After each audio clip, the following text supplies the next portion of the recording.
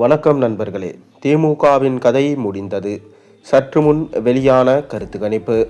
2026ஆம் ஆண்டு நடைபெற்று வரும் தமிழக சட்டசபை தேர்தல் அரசியல் களம் கடந்த தேர்தல்களை விட முற்றிலும் மாறுபட்ட பரிமாணத்தை எடுத்திருக்கு.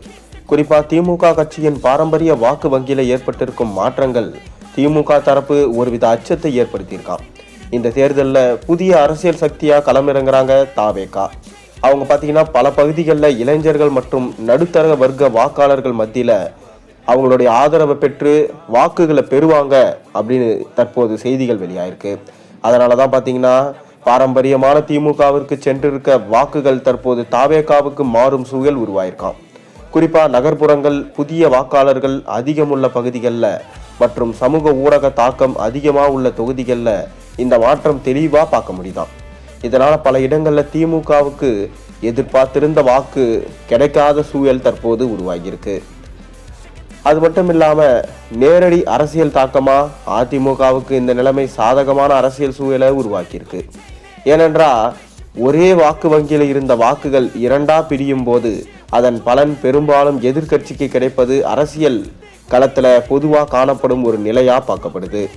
இதற்கு மேலாக தற்போது திமுக அரசின் செயல்பாடுகள் குறித்து பொதுமக்கள் மத்தியில் உருவாகியிருக்க சில அதிருப்திகளும் தேர்தல் களத்தில் தாக்கத்தை ஏற்படுத்தும் முக்கிய காரணியாக மாற்றப்பட்டிருக்கு. குறிப்பாக வேலைவாய்ப்பு, விலைவாசி உயர்வு, அடிப்படை வசதிகள் மற்றும் உள்ளூர் வளர்ச்சி தொடர்பான சில எதிர்பார்ப்புகள் முழுமையாக நிறைவேறலை என்ற மனநிலை மக்கள் மத்தியில் காணப்படுது. மேலும் சில இடங்களில் உள்ளாட்சி நிலை பிரச்சனைகள், குடிநீர் மற்றும் சாலை வசதி போன்ற அடிப்படை தேவைகள் குறித்த மக்கள் குறைகள் தேர்தல் களத்தில் பேசப்படும் முக்கிய அம்சங்களாக மாறியிருக்கு. இந்த காரணங்களும் திமுக வாக்கு வங்கியில் சரிவை ஏற்படுத்தும் சூழல் தற்போது உருவாகியிருக்கு. இந்த சூழ்நிலையில் தமிழக வெற்றி கழகம் திமுக வாக்குகளை பகிர்ந்து கொள்வதோட அந்த அதிருப்தி வாக்காளர்களின் ஒரு பகுதியை தங்களது பக்கம் ஈர்க்க முயற்சி செஞ்சுட்டு வருவது அரசியல் களத்தில் புதிய சமன்பாட்டை உருவாகியிருக்கு. இதனால் பல தொகுதிகளில் முக்கோண போட்டி நிலை உருவாகி தேர்தல் கணக்கீடுகள் முற்றிலும் மாறியிருக்கு.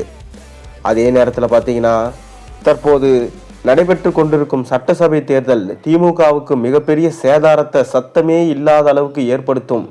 மேலும் விஜய் அவர்களுக்கும் அதிமுக அவர்களுக்கும் தான் தற்போது வெற்றியே, அதிமுகவுக்கும் டிவிகாவுக்கும் தான் போட்டியே என்கின்ற நிலை உருவாகியிருக்கு. திமுகவை மக்கள் முழுவதுமாக வெறுத்து விட்டார்கள். இதனால் தற்போது அரசியல் சூழலில் பரபரப்பு ஏற்பட்டிருக்கிறது.